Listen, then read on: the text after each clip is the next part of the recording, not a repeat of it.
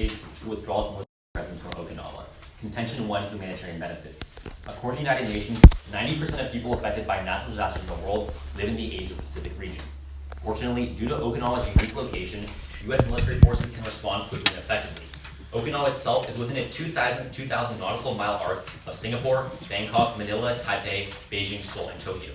Kevin Nodell of Humanitarian explains that military forces can provide logistics such as planes and helicopters that aid groups simply can't assemble on a moment's notice. Empirically, Bruce Klinger of the Heritage Foundation notes that Marines stationed in Okinawa have led 12 significant humanitarian missions in the past 5 years alone. According to Keith Stoller of the U.S. Marine Corps, humanitarian missions from Okinawa have saved hundreds of thousands of lives. For example, in 2011, U.S. troops quickly responded to a 9.0 earthquake in Japan and saved 20,000 lives in 1 week.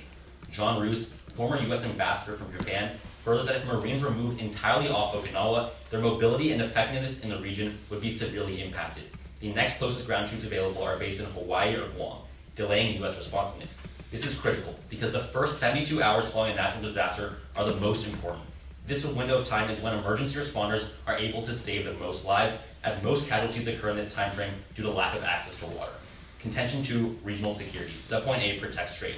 The Council on Foreign Relations reports that $5.3 trillion of trade, as well as 1/3 of global crude oil trade, flows through the South China Sea. Yet the prerequisite to this trade is regional stability. Should a crisis occur, the diversion of cargo ships to other routes would harm regional economies. The RAND Corporation furthers that U.S. troops promote regional stability by allowing countries to focus on development and trade without fixating too many resources on overall security. This is significant because increased trade reduces conflict. Emil Awad of Erasmus University quantifies that a 1% increase in trade correlates with a 5% decrease in conflict. Overall, American military presence creates a cycle of economic and political stability and growth. Subpoint B, deters Chinese aggression. James Fearon from Stanford University explains that one of the benefits to the United States military presence in Okinawa is that it acts as a strong deterrence against China's territorial ambitions. Last year, China increased its military spending 11% and laid claim to 2.6 million square kilometers of disputed territory. Furthermore, CNN reports that last month, China deployed surface-to-air missiles near the disputed Senkaku Islands. The Hoover Institution explains that American ability to project power in the East is dependent on Allied control of Japan and Taiwan. The largest American forward deployed troop concentration on Okinawa is as close to Taiwan as it is to the Japanese home island. Unfortunately, a withdrawal would force Japan to fend for itself. Justin Logan of the National Interest explains that Japan will never be able to sustain a sizable deterrence force of their own. Bloomberg elaborates that Japan's plans to increase military spending is being hampered by the world's highest debt-to-GDP ratio. This is why the RAND Corporation indicates that right now is the worst possible time to withdraw. This is because empirically, alliances decrease the probability of conflict by 71%. Yukio Okamoto, a former diplomat in the Ministry of Foreign Affairs, argues that if the United States withdrew from Okinawa, China would seize disputed territory. He points to 3 empirical examples. In the past, China occupied the Paracel Islands after the United States withdrew from Vietnam, the Johnson Reef in the Spratly Islands when Russia withdrew troops from Da Nang in Vietnam, and the Mischief Reef when the United States withdrew from the Philippines. As a result, Sabata of the University of Nagasaki notes that withdrawal would result in China seizing the disputed Senkaku Islands, which would inevitably result in a Chinese-Japanese war. The Cambridge Center for Risk Studies finds that in the scenario that China goes to war with Japan over the Senkaku Islands, 780,000 lives will be lost. Furthermore, the conflict would become global and cause a net economic loss of $34 trillion worldwide, thus negate. We'll take some running prep times.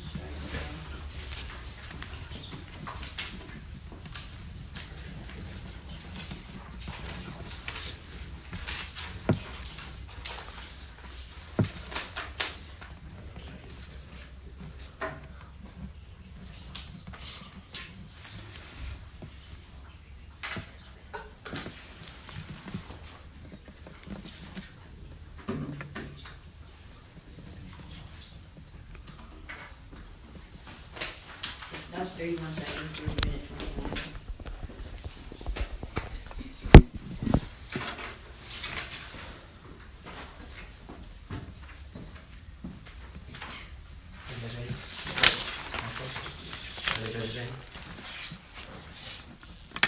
Anshul and I affirm today's topic resolve the United States should withdraw its military presence from Okinawa. We observe that this resolution does not imply a time frame. Thus, to win this debate, the negative must prove that a permanent United States presence in Okinawa is necessary for the foreseeable future, not just right now. According to David Vine of The Nation, the United States government has maintained over the years that our bases abroad are created for two purposes: to maintain the peace and protect the American people. If we can prove that the base in Okinawa does not accomplish these goals, you should vote for the affirmative. Contention 1 is anti-American sentiment. The U.S. presence in Okinawa causes anti-American sentiment in two ways. The first is through human rights violations. Ryan Yokota from the University of Chicago writes that since 1972, the United States forces have committed 4,700 rapes, assaults, and robberies in Okinawa. Even worse, the majority of these crimes go unpunished because soldiers have immunity from local courts, and the Okinawans are greatly angered by this. The second way we increase anti-American sentiment is by hurting the Okinawan economy. Research has consistently shown that when bases by the United States close, local communities end up better off when they can trade that land for things like housing, schools, shopping complexes, and other forms of economic development. However, according to the Japan Times, with the United States base in Okinawa, Okinawa has the highest unemployment, lowest salaries, and lowest graduation rates in all of Japan. There are three impacts. The first is increasing resentment. As of January 2016, 76% of Okinawans oppose the base, weakening the military's influence in that region. But second, and more importantly, it decreases our soft power. According to a study from Harvard University, the budding hostility from ordinary Japanese towards the United States causes a decline in American soft power, which in turn severely inhibits our maneuverability both diplomatically and militarily in the region. The loss of influence over the Japanese and the ruination of the American reputation would cause our nation to lose a potentially strong ally, proving harmful to our national security. But third is harming our soldiers. Even more seriously, when we increase anti-American sentiment, that increases the likelihood of attacks against United States soldiers, hurting our soldiers' safety. Contention 2 is permanent entrenchment. The Library of Congress writes that since the end of World War II, Japan's constitution has made it illegal for Japan to have an offensive military. Instead, it relies on the United States to protect its security objectives with the troops stationed at Okinawa. Kyle Mizokami of the National Interest magazine writes that because Japan feels that the United States will clean up any problems that it faces, Japan has not changed its security apparatus since the 1980s. This is particularly problematic because Doug Bando of the Cato Institute writes that because Japan feels secure hiding behind the United States military, it has done absolutely nothing to repair damaged relations with China. Instead, it has ratcheted up tensions with divisive rhetoric, confident that the United States will bail it out if any conflict actually does erupt. There are two huge impacts. The first is financial. According to the RAND Corporation, even when countries like Japan cover some of the costs, United States taxpayers still pay up to $40,000 to house just one member of the military abroad. A Pentagon report found that the non-personnel cost of the base in Okinawa is $2 billion tax dollars a year. In effect, the United States citizens are paying to keep Japan safe, while Japan throws itself in harm's way by increasing tensions with China. The second impact is promoting war. David Vine of The Nation writes that by making it easier to wage foreign wars, bases overseas have ensured that military action is an ever more attractive option for U.S. policymakers. In terms of Sino-Japanese relations, Stephen Harner of Forbes writes that the Japan-China dispute would probably never have escalated to its current level if Japan had not expected and received assurances of United States military commitment. This trend is quantified by Brett Leeds of Rice University, who finds that militarized disputes are 47% more likely to occur when one party has an offensive ally, exactly what Japan has in the United States. And for those reasons, I urge an affirmative ballot.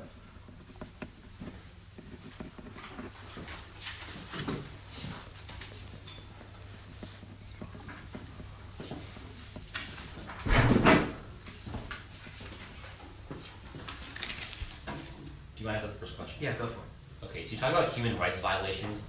When we move troops out of Okinawa, where do they go? We don't have to advocate for that. Okay, but the most likely solution is that they go to Guam or South Korea or other places. Or they can come back home. And okay, even in the U.S., right? Is crime on military bases in the U.S. lower than in Okinawa? I'm not sure. Is it? No, it's actually twice as high. So if Okay. you move troops from Okinawa to other places, won't that rate of crime But increase? in the United States, when a service member rapes someone, don't they go to court? The same thing happened. I mean, yeah, but the same But thing. in Okinawa, only like 19% of people go to court, right? And that is another cause of anger on the Okinawan. You're talking about status force agreements, right? Yeah, the unique problem with the base anywhere overseas, and especially in Okinawa, is that when these people like rape, assault people, they don't go to court, and that angers the people. But Wait, so I actually have a question that's really also important. have strategic force agreements. Yeah, sure. Okay, I have a question about your second argument, right? You, in your subpoint A, you say that with United States troops, countries are able to focus on economic development and not focus on military development, right? Yeah. But in your subpoint B, you say that China has ratcheted up its military budget by 11%, right? Yeah. So basically, in one of your subpoints, you're saying that countries aren't going to increase their military spending, but then in your subpoint B, you say that right now China is increasing its spending by 11%. No, I'm saying China is the threat here. The reason that they increase their military spending is because they want to expand the region. Yeah, okay. By So having exactly. US force, So they you- allow other countries like the Philippines, like Vietnam, like our member nations So to you're- focus on their economic So you're saying strength. even with the United States there, countries are increasing their military spending? Specifically China. Okay. And second question going off of that. You say that deterrence works, right? Yeah. But then you say that China is also seizing 2.6 million kilometers of land in the South China Sea, right? So if deterrence is so effective, why is that Okay, happening? look, in a world without Okinawa is one where China has already seized completely the Senkaku Islands. Wait, what? I'm how saying does if a we world don't without- have Okinawa, right, China is even more emboldened to seize more territory in the That region. ignores the root cause of the tensions in the region. We in our second argument, we show you that the cause of the tensions is the fact that Japan Okay. is being Was irresponsible. it with the China stuff or it says. Japan that acted first when seizing territory in the South China Sea? I mean, Japan is not seizing territory in the South Exactly. China Sea. So Japan is doing stuff. Japan and the Alright, United well, States that- are doing that- stuff in that response to China. That ignores the reality of geopolitics, right? What happened just like a few months ago, Japanese Prime Minister Shinzo Abe said that he would blow up Chinese troops if they continue to send ships through the naval passage in East Asia, which is considered disputed, right? Just the fact that Japan is saying things like we're going to blow ships up even if you send ships So through this the disputed problem- area is a prime Okay. example of irresponsible rhetoric that is increasing tensions in the Okay, the region. problem is that even if we withdraw, China continues to seize land either way. That's not true. What me and Alt will show you is that the conflict would actually reduce because Japan would have to be considerate of what it says to China, right? The only reason tensions are so high right now is because Japan is confident hiding behind the United States military. It thinks it can say whatever it wants to China and the United States will bail it out. But if is the it United purely States... Japan that's angering China, or is the United States playing a role too? Both are playing a role. Okay, but then you primarily say it's Japan's rhetoric that's causing the I know, and the tension. United States presence in So Okinawa, the which fact- is really okay, close to so China, the fact also that there's angers like China. oil deposits or any resources plays no role specifically. It's only Japan's rhetoric that's causing this tension. the dispute over the islands is because of oil, and that dispute is causing divisive rhetoric because Japan is being irresponsible. We can take a moment or two to prep that.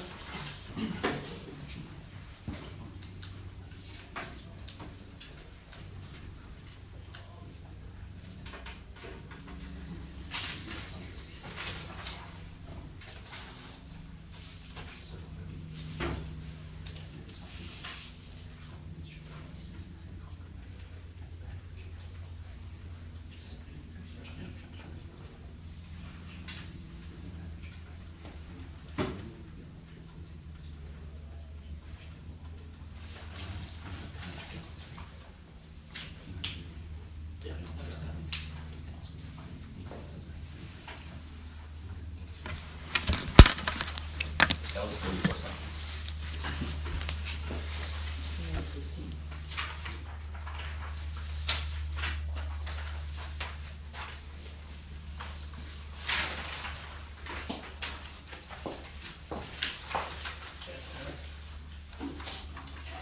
All right, is everybody ready? All right, now to begin, we're going to look over what we're weighing today's debate on. And they say that we need to maintain peace and protect Americans. But more important than just the lives of Americans is reducing conflict across the world, saving lives, not just for Americans, but for Japanese, for Chinese, for Filipinos, for Taiwanese, and everyone. Human lives are to be weighed equally in today's debate, not just that of Americans. So with that in mind, we move into their first contention, where they talk about anti-American sentiment. And specifically, they point to human rights abuses like rape and other crimes. And they claim that most go unpunished. And while this may be the case, the fact of the matter is the same status of force agreements that they say are the reason for this in Okinawa also take place in South Korea, in Guam, and in our bases in the Philippines and other countries. So we see that this is entirely non-unique to Okinawa. United States military soldiers don't just disappear if we withdraw them from Okinawa. We rebase them somewhere else, be it in the United States, be it in South Korea. And in either case, there are more crimes being committed, there are fewer crimes being reported, and so we're going to see on net, not just within Okinawa, more crimes are being committed, and more anti-American sentiment is being generated if we affirm today's resolution. So we're going to see at this point it's not going to fall. But even within Okinawa, we looked at evidence from the Japan Times, which shows you that year to year, Okinawa base has a 40% reduction in crimes every single year since 2011. And so what we're seeing is that the status quo is actually solving for the very problem that my opponents are trying to say is the reason to affirm today's resolution. We see that as Okinawa is already at its lowest crime rate since its introduction in the 50s, that the problem is already being solved with things like drinking bans, curfews within the base. And so that's the real source of the problem. We're solving for it, and other bases actually are much worse. Next, we look to evidence from the National Police Agency of Japan, which shows that the average Okinawan-based soldier is 86% likely to commit crimes than the average Okinawan male. So what this means is that by moving our troops there, we're really not increasing the rate of crime, we're actually decreasing it on average. Now next, we move to their point about the local economy. We see that the Okinawa base is actually the second largest employer on the island, behind the Okinawan government itself. And so their point about how Okinawa has the highest unemployment rate of all of Japan is actually not a fault of Okinawan base, and in fact the base is helping to remedy that problem by providing employment for hundreds of Okinawans. And so by removing the base, removing any reason to hire Okinawans, we're actually going to make this problem worse than it already is, and we're not going to vote for the affirmation because of it. Now next, they talk about anti-US sentiment, but we specifically look to Shino Hataruma of the East Asia Forum, who shows that within Okinawa, the Okinawans only oppose the building of new bases. They don't oppose the installations that are already there. They don't oppose the United States presence. They only oppose its growth. And so we're going to see that by negating the resolution, we are not actually growing within Okinawa. We're maintaining the status quo. And the status quo is that we're solving for crimes, and we're not actually creating any tensions with the Okinawan people.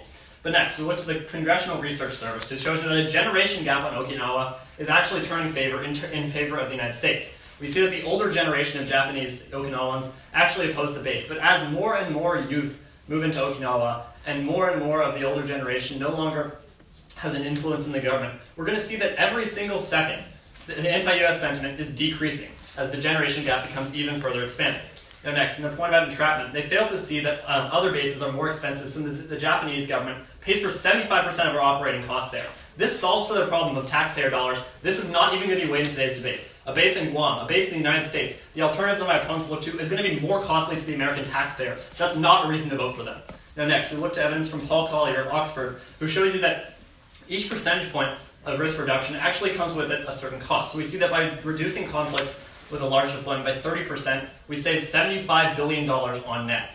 Now next, we look to the empirical examples. Now my opponents have still failed to refute the Paracel Islands, the Spratly Islands, Mischief Reef, and Taiwan, all of which it was proximity to China that made China back off. And in none of these cases, by having the United States basing our troops instead of Okinawa, are we having that proximity, that geographical closeness that actually causes China to back off. And thus, we urge your strongest negation vote. Okay, I'll just take a little bit of round prep time. You know?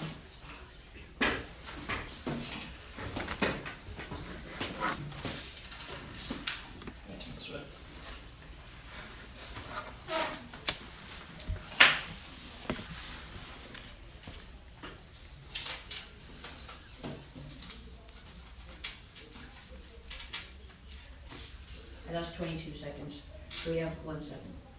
One goes in.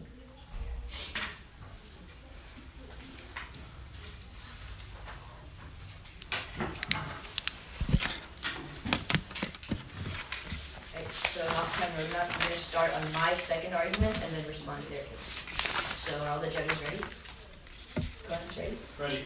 My time starts now. My opponent makes a huge mistake in his last speech, and he completely fails to respond to the bottom of our second argument, where we tell you the entrenchment is what Japan is doing. What Japan is doing is acting irresponsibly because they know the United States is there. Specifically extend the Harner card from Forbes, which tells you that the tension between Japan and China would not even be close to as much as it is right now if Japan did not get military assurances from the United States. They haven't responded to this, and Ani and I are going to be explaining this throughout the debate, but that's going to be a key reason you vote for us. But with that in mind, let's go into my opponent's case. Starting off with framework. Remember, we'll look to regional stability as the most important impact in their round. Now go to the first argument about humanitarian assistance. 3 main responses here. First, Harvard University tells you that with an increase in anti-American sentiment, there is a decrease in effectiveness. My opponent said that the Okinawans are just scared of expansion, but that's not true. Remember, our evidence from January of 2016 said that the Okinawans oppose any presence in Okinawa. In fact, the Okinawan governor said that he doesn't want the United States there. But the second response is that we can still have a humanitarian team there to carry out these humanitarian operations. Remember, we don't need a military presence to do humanitarian aid. We can replace a military presence with a humanitarian team. The only impact a military presence is having is instigating China. So you can vote for the neg and you can vote for the affirmative and take away the military presence and tensions and replace it with humanitarian assistance. And the third response is the most important response, because the Navy actually conducted a study of what it would look like if we had this military assistance from the Philippines. And they said that if we were able to put a military presence in the Philippines, it would increase the operational capability of us to respond to humanitarian assistance. Now, let's go to their second argument about regional stability. Go to their step 1A about trade. Two key responses here. The first is going to be pointing out the contradiction in their argument. In their argument, in their step 1A, they say that when you have this regional stability, they focus on trade instead of militarism. But their sub point B says that China is now increasing their military involvement by increasing their military spending by 11% and taking over all of this land. That's a huge contradiction, because on one hand, they're arguing that good trade, the presence there promotes trade and not military, but in their step 1B, they're saying there's an increase in military. That's just a factual mistake that my opponents are making. But the second response is that you turn this argument against them. They are saying right now that there's a lot of trade. In fact, right now, Japan and China are the biggest investors in each other. So if there is so much investment and interdependence between Japan and China, the United States doesn't need to be there because there's already going to be stability. If Japan and China are so important in each other's economy, they wouldn't attack each other and jeopardize that. Because if my opponent's logic is true, more trade means less conflict. And right now, without the United States having to be there, Japan and China have a good economy with each other. Now go to their step 1B about Chinese aggression. And this is where they're going to try to make this a huge impact throughout the round. But there are 4 responses as to why they're not going to be winning this. First, China is expanding right now when the United States is there. My opponents say the United States is so important in having a deterrent effect on China. But my opponent's own evidence is that right now, in the face of US being in Okinawa, China has taken 2.6 million kilometers of land. That means the United States hasn't been effective in curbing China. But more importantly, David Vine from The Nation specifically tells you that with the military base in Okinawa, which is located so close to China, China is interpreting it as an offensive action from Japan and China, and that's why China is doing this. But the second response is the Harner from Forbes card, which I said earlier in the debate, in my speech. And it said that right now, the tensions would not be at the current level if Japan didn't get military assurances from the United States. Right now, Japan is acting irresponsibly and threatening to attack China if China just sails its ships through the East China Sea. The United States is the one who has to go and fight on behalf of Japan when they're using this divisive rhetoric.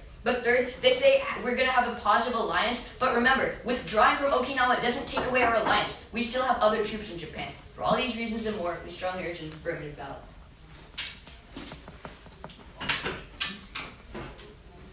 May I have the first question? Yeah, go for it. So you're saying that deterrence in China isn't already working right now. But seeing as that the University of Nagasaki points out, that's because of our United States base in Okinawa that China hasn't already seized the entirety of the Senkaku Islands. Haven't we seen that empirically it's already working?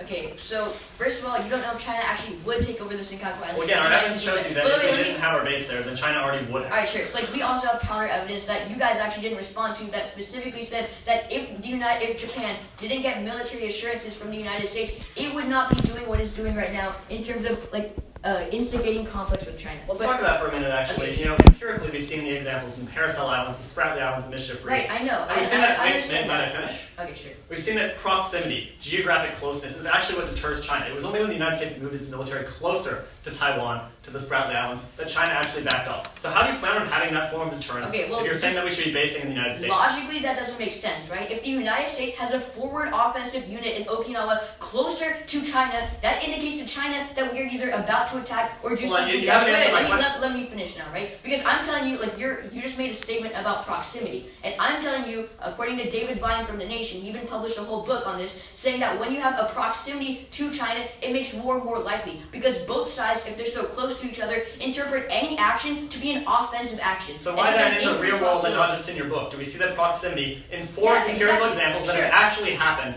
Is proximity actually you're talking something? about what's happening in the past, right? I'm telling you right now in Okinawa, because of our presence in Okinawa, that's when you're seeing China taking over 2.6 million kilometers of land, because they don't trust the United States being in Okinawa. That's why they're rationing up all this aggression. And again, we're showing you that the alternative would that be China has already taken over the Senkaku. No, the We're going to move on a okay, second. well, let me just respond to that real quick, because Ani read the evidence in our second argument that says if the United States were to withdraw from Okinawa, Japan would not have like their owner behind them doing all the fighting for them. Japan would be forced to normalize tensions with China, and that's when you would see an overall reduction in tension. But I'll ask a question now, right?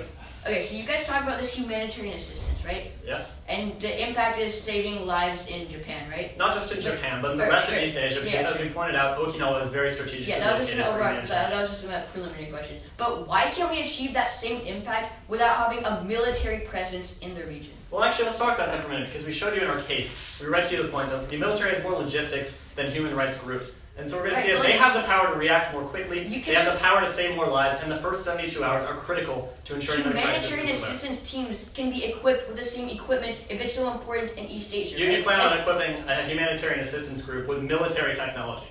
Well, it doesn't necessarily have Again, to be we've shown you military that technology, it right? has- It could just be like hospital ships and stuff, which the United States already has. It Right, doesn't but we've seen necessarily that have to be like it's a battleship in the region that is supposedly doing humanitarian assistance. Like, the military presence is the thing that I have a problem with. Again, Because our military presence doesn't get rid of humanitarian aid groups. Those are still there, and we're just adding on top of it. Right, we're we can saving hundreds of reinvest thousands instead more of- lives than okay. humanitarian groups alone. And with That's that, time is up.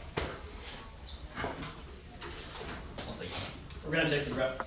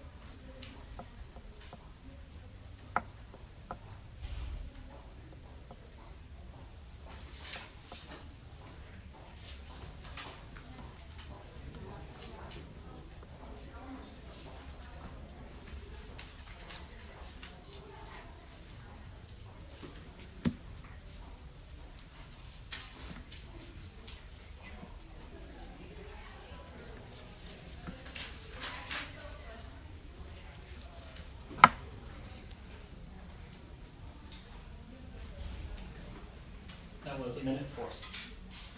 You have 15 seconds left.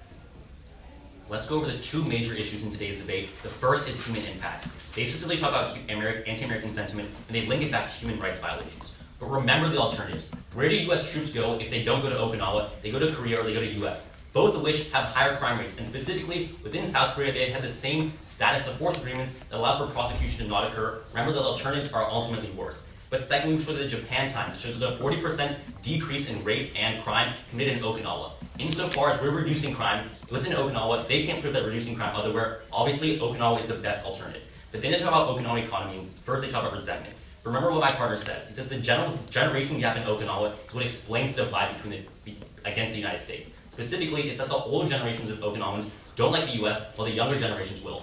This means in the long term, Okinawans will enjoy U.S. presence, and that's the reason why you should vote there. But the largest impact in this topic is humanitarian aid. They don't say we need military forces, but we'll read you a case from Kevin O'Dell from Humanitarian, since that military has certain logistics that aid groups can't provide, mainly planes and helicopters. This is really crucial because hours are important. We tell you the first 72 hours of any disaster are where the most casualties occur. When we have military logistics, when we have the military, we save the most lives. But go on to the second issue, which is deterrence. They talk about promoting war, and they specifically say that Japanese rhetoric is the reason why China is aggressing. Remember that China was the first country to start claiming land within the East within the sea, which is why Japan and the United States are the ones who are responding. Remember that withdrawal would mean Japan has to defend for itself. And that cannot happen because Bloomberg points out that Japan has the highest debt to GDP ratio in the world. That means that they can't build an army. But specifically, look to the Carnegie Endowment for International Peace, which says that Chinese demilitarization is very unlikely. As far as that's true, as far as China won't demilitarize, we need forces in the region to stop that. This is crucial because withdrawal would mean that Japan has to fend for itself. We've proven that they can't do that. So when you look to the two issues, human impacts and stability, we won on both. Because remember that Japan cannot fend for itself, and that US presence in the region is crucial to keeping that stability. We'll take a running quick question.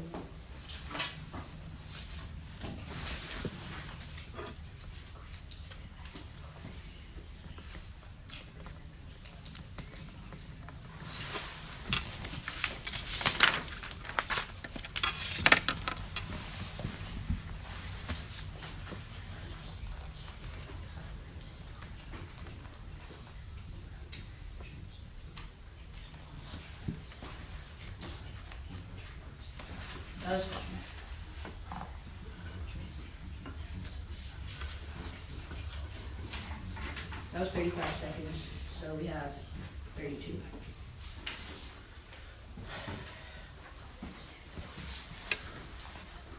Are you guys ready? Yep. Judges ready? The first question we have to ask ourselves in this debate round is why does it have to be a military presence and why does it have to be in Okinawa? In terms of their argument about humanitarian purposes, the answer to both of these questions is no, it doesn't have to be a military presence, and no, it doesn't have to be in Okinawa. One, we tell you that humanitarian aid can be just as effective without a military, but even more importantly, what goes unresponded to by my opponents is a study by the Navy, which says that if we moved humanitarian aid troops from Okinawa to the Philippines, it would be far more effective. That goes unresponded to. What that basically means is that the humanitarian aid impacts that my opponents give you are made better by the affirmative world, where we relocate troops from Okinawa to the Philippines. But even more importantly, when they talk about Okinawa being good because of its proximity to China, that's actually a harm. Remember, Anshul gives you the evidence from David Vine, which says that because Okinawa is so close to China, China sees it as being aggressive and an offensive military force, and thus increasing its military spending. Now, the key reason you're going to be voting for the affirmative in today's debate round is regional stability and the Chinese threat. Now remember, my opponents did not respond to the piece of evidence which says that military conflict is 47% higher when one party has an offensive ally. In debate, silence is consent. By staying silent on this topic, my opponents are essentially conceding that this is true. What this essentially means is that by keeping troops in Okinawa, by giving Japan an offensive ally, the likelihood of conflict is higher. Now remember that they keep coming up here and telling you that deterrence is working, that because the United States is there, China is not going to attack. But then they also give you evidence that shows you that China is attacking. They give you the evidence that says that China increased its military spending by 11%. They say that China has taken 2.6 million kilometers of land. They say that China is not going to demilitarize. All of these pieces of evidence are affirmative pieces of evidence. They're showing you that even with the United States military presence in Okinawa, China is still increasing military tensions. Remember that the root cause of these tensions is the United States military presence in Okinawa. Because Japan feels safe hiding behind the United States military, it is increasing tensions with China for no apparent reason. Just because China is sailing ships for trade purposes through the East China Sea, Japan is threatening to start a war. Remember, you have two options in this debate round. One is to vote for the affirmative and decrease tensions, which increase the likelihood of war. Or two, you can vote for my vote for my opponents, which keeps the base in Okinawa and starts a global conflict. And for those reasons, I urge affirmative ballots. Now, before we start, can I see your card about Japan threatening to sink Chinese ships in the South China Sea? Yeah.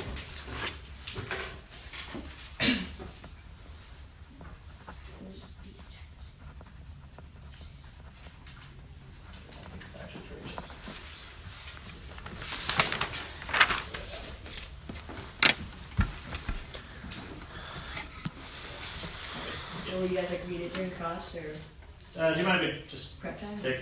We'll just take the rest of our time. No, we'll just take the rest of our time. Alright.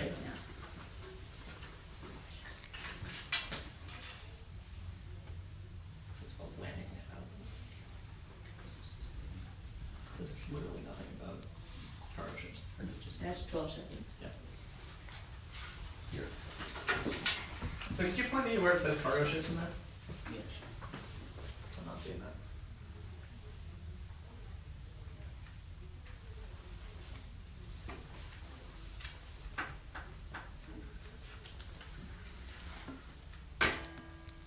So here, it's talking about how they're ships, Right, but can I see cargo ships? Because I think when they say ships, they mean military. They're not military ships. They're just ships. Alright, sailing where's this around thing? partnerships. Or we'll just, Alright. it's fine. Okay, you can ask a question about it in crossfire. We'll do. We'll be happy to answer. Alright, so I assume you guys want to ask a question about this? Absolutely. I'd just like to ask you, seeing as that China, has been aggressing in the Senkaku Islands by moving their ships there, by placing surface-to-air missiles, doesn't it make sense then that when they refer to ships, they mean that they're going to sink military ships? This is actually not the Senkaku Islands. This is the archipelago in East China Sea, where China was sailing ships around the island, and Japan said, if you guys even come close to the land, we will blow you guys up. I'm sure you guys saw that part of the article, right? Yes. Alright, so when you guys are talking about like missiles and stuff in the Senkaku Islands, that's actually an affirmative advocacy because we're showing you that deterrence is not working. You say that because the United States presence is there, China is not going to do all these aggressive things, so let me ask you a but in question. reality they are just I'd like to So at the bottom, Can you respond to that real quick? Okay, but what's the alternative if we withdraw? Can we don't Japan defend need for to itself? prove an alternative. We just If need to Japan show. can We defend just for need to show itself. the merits of withdrawing from Okinawa. Okay. Like we just need to show whether it would be good or bad to withdraw. We don't need to show that an alternative world would be better because that's just extra topical. But can I ask a question Yeah, now? sure. At the bottom of your summary speech, you said China will not demilitarize, right? Like you read a specific piece Yes. of evidence. I don't remember who it's from, right? It's But that's talking about. Carnegie. Okay, so that's talking about like right now, China is not going to like based on the status quo events, China won't demilitarize, right? Yeah. Well, actually, And the this is- status quo events is the United States being close to Okinawa, correct? Again, Wait, close is that's- close is and- relative because when we look at the empirics, No, You know, okay, we- no. we can't be- Answer my question. actually, could I finish? We see that empirically, and in the 4 examples we brought up, it was proximity. I'm not talking about that. I'm talking about the current situation. Could You're I not finish? answering my question though. I want you to get to the meat of my question. I'm asking you. That card is saying China is not going to demilitarize, taking into account the United States Okay. forces in Okinawa, So right? what we're basically trying to explain, right, is that China will not demilitarize, which means when the U.S. withdraws, China will always be the Okay, first. but you're- the problem with your piece of evidence is that it says that China won't demilitarize right now. And we're telling you the reason China is not going to demilitarize is because of the United States base in Okinawa. If you take into account the United States withdrawing, we show you the evidence from Forbes, which says we show you the evidence from Forbes that says by withdrawing we ease tensions between China Is it and specifically Okinawa that's causing like Yeah, China to 'cause you seize guys all kept this land, talking about or the is it pro- U.S. or is it U.S. force in general in the region? Alright, so you guys talked about the proximity, right? And we're telling you, like the David Weingart says that when we have military bases that are super close to China, China interprets that as an offensive action. Like we've been like talking about this throughout the debate. Like Whether you guys- or not that's Hold on, true, hold let's on. look at Because later if what that's we're the not. case, right? If that's the case, and Okinawa is causing China to expand, why did that happen 50 years ago when Okinawa was still there? Why is it only occurring now? You would agree that China's government is not the communist government of Mao anymore, right? Now it's No, a, not for the now it's a same reason we nationalist see that- party that has been increasing military funding according to you guys, right? So Yeah. now China is increasing its military funding because one, Wait, Japan, that- Japan is increasing hold on, tensions, hold on. and No, no, two, wait, it wants like- to expand into the same. Wait, so you're specifically saying that the reason behind their expansion is nationalism, right? So Yeah. obviously Well, it's no, not I'm with just, it's we're, not that's with just intention, it's differentiating. nationalism. We're Wait, saying- that's no. We're just saying that's the difference between back then and now. Like we're seeing those impacts now because of the nationalist government. But they've That's like the fine. main cause is the base of Okinawa. You guys know? I don't answer questions.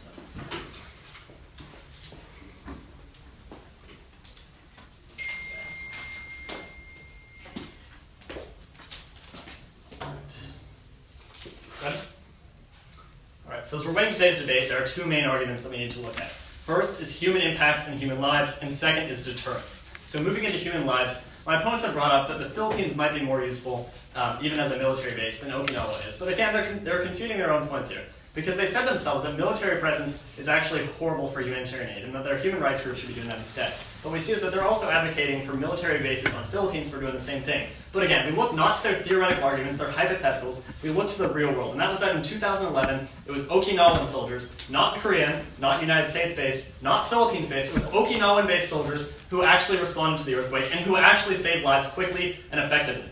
Now next we see that human rights are actually worse at other bases, like my opponents are advocating for, in the United States. They're worse in Korea, they're worse in Guam, they're worse in the United States, and the prosecution rate is worse there as well. So we see that their argument about human rights is not going to win today's debate, and by voting for the affirmation, you're also voting for more crime and more anti-US sentiment, and all of the harms they associate with that. Now next, moving on to humanitarian aid, we see again that human rights groups can't do the same thing because they don't have the logistics, they don't have access to military equipment that allows us to respond quickly, save lives, and allows us, through our closely based Okinawa, to all those flashpoints we talked about. It's the proximity in the first 72 hours that allows us to save the most lives, hundreds of thousands so far, saved by Okinawan soldiers. Now next, we look into deterrence, and we see that my opponents still cannot refute the empirical examples of what actually happens in their real world. Now they look again and again to their David Vine book, which is purely hypothetical, not based on the truth. What we see is that in the real world, it is coming close to China's military that makes them back out. We saw this in Taiwan. We saw this in the Spratly Islands. We saw this in the Paracel Islands, and that's going to continue to be the case in the future.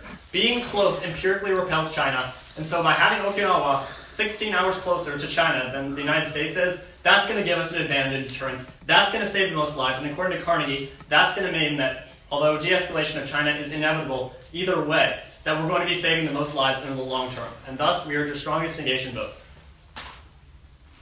Okay, we'll take the remaining 32 seconds to cut down starting now.